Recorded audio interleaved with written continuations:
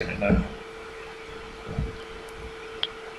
Fair play. Anivia's decided to start with a Elixir of Brilliance and a Fairy Charm. Now the Fairy Charm, obviously, Anivia has high mana costs, that seems like a no-brainer, potentially to go into a Chalice.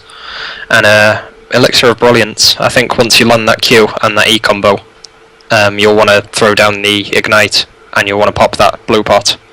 So I guess Skarfelt is looking for one solid burst of damage that will kill the Teemo in the first few levels. Oh, just some good banter. I'm pretty sure my language filter is turned off then. Yeah, I do like the camaraderie between these two. It's a friendly match, but there's words flying both ways. We'll see if this Teemo ward strategy works as we approach 1 minute 50.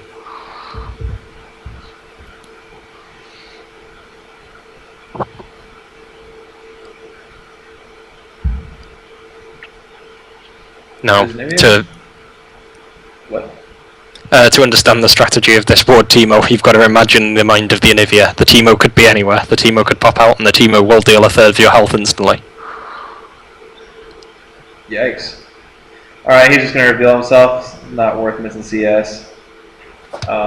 He's opted... Okay, so Jonty is not taking a skill point. I think 9 times out of 10 you want to take a Q first. I don't see the wall being that helpful. Meth is just going to take the E, fairly solid. The E has a very nice AP ratio. He's currently sitting on, I want to say it's, what is it, like 30% on hit and then another 30% over time, so it's pretty nice on hit damage. There's the Q. And, ooh, the auto Q. There's that's pretty solid. The door is... Sorry. Okay, Anivia with one of the lowest base healths will be particularly susceptible to an auto E combo from Teemo. The thing about, I'm not sure about the Doran's Ring start because, I mean, you get a Doran's Ring because, you know, you need AP. You also need mana though, and the health is nice, but I don't know, I just feel like Teemo isn't constrained enough. Oh, wow, that is some damage. I don't know, maybe an Amp Tome would have been good, but he wants the health pots to complement the Doran's Ring. I don't know, really. Yeah, I think of the 3 stats on the Doran's Ring, you've got the mana regen, you've got the ability power, and you want the health. I kind of agree. You don't really need too much of the mana on Teemo. The only reason you're going to start tanking mana is when you plant a lot of mushrooms, and I don't think that will be too effective here. No. So I'd say the Amp Tome might have been a better pick.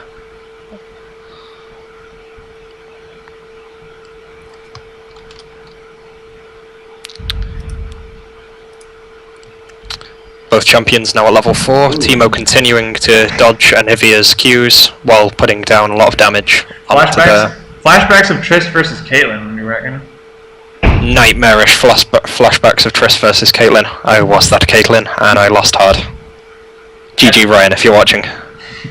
And Meth, still no mana issues. Jonty is just getting zoned out. I mean, imagine picking a Bruiser.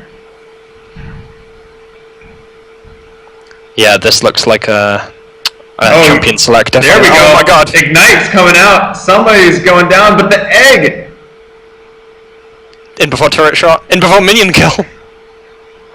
Oh, that was tricky. No, I completely forgot about Anivia's passive for a moment and expected Teemo to walk away with first blood. Yeah. So I'm glad I didn't shout yes, game 2. Yeah, not quite. The wall... I'm wondering about the wall that Jonty placed in the middle of that. I suppose maybe it was just a panic, like anything that you can throw out. Might as well, but... I don't know. I suppose it was just a panic move than anything else. I am curious as to why he's taking the wall at all. I don't think that it really does much for Teemo. No, I think most of the time I've seen the wall, it's to keep someone under a turret or to make the Q easier to land. Okay. And do you think that it's that worth putting the point into?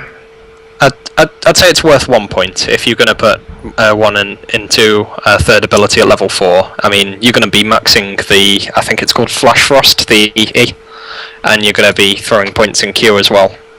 Sorry, Frostbite is the E. You might as well throw a point in the wall and then continue maxing Frostbite. And if you're going for the Chalice, which is understandable given the mana she's about to put out at level 6, and Teemo picking up the Fiendish Codex for reduced cooldowns.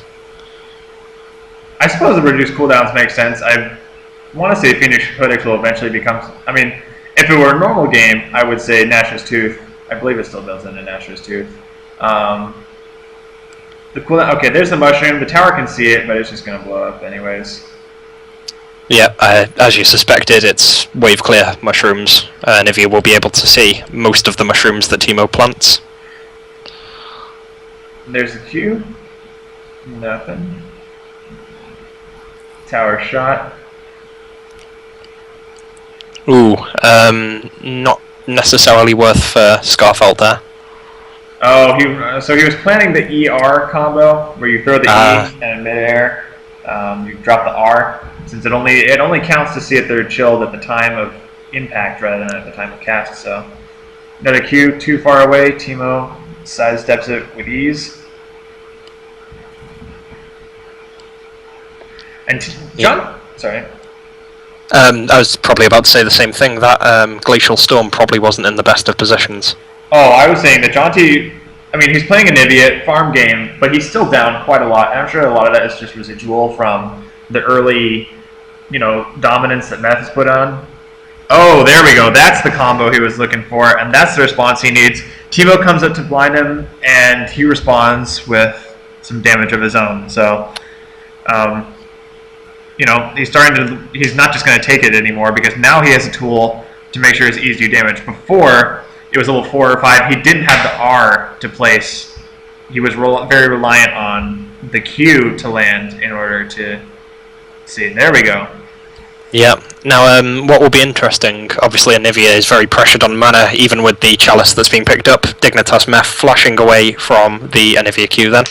With the amount of mana that Anivia has, it'll be interesting to see whether she uses it to clear the farm, or to focus down a lot of damage onto Meph, and it looks like it's a damage route at the moment, given the farm stakes. And it does have a lot of initial mana cost. I believe it's 75 just to cast it. The uptime is quite a lot too, 40 mana per second. So using it down, even for 1 second is very costly.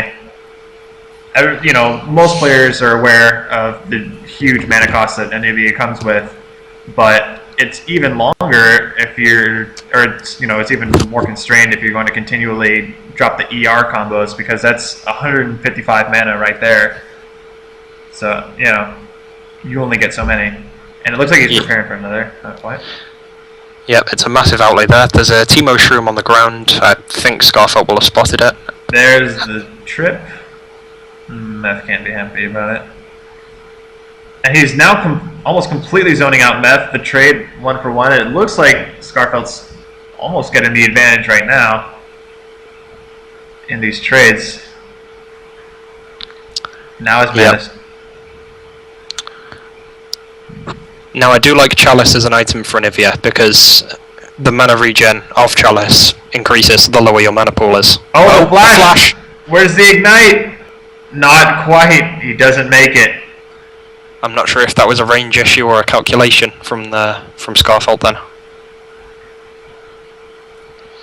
Well, given that Meph's current health, 188, Ignite deals 210. I mean, Meph's had time to regenerate as well, so the Ignite probably would have won in the game, but it's not completely over.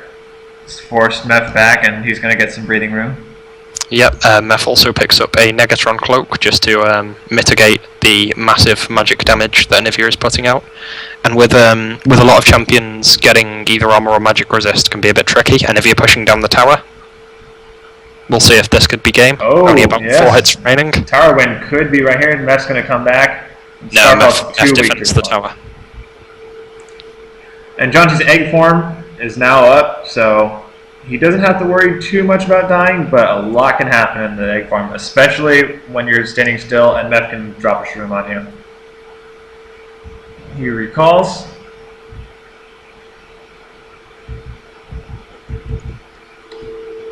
And now Meth, instead of choosing to focus the tower, he's actually almost performing a strategy like that. He's completely creep skipping and just completely killing the waves. He's got almost a full wave. He could do it right here. He could win it. Yep, it's the tower with only minimal health left. Teemo comes in and takes game 2. Well played, both sides. Despite Teemo's wave clear, he made it happen. First blood.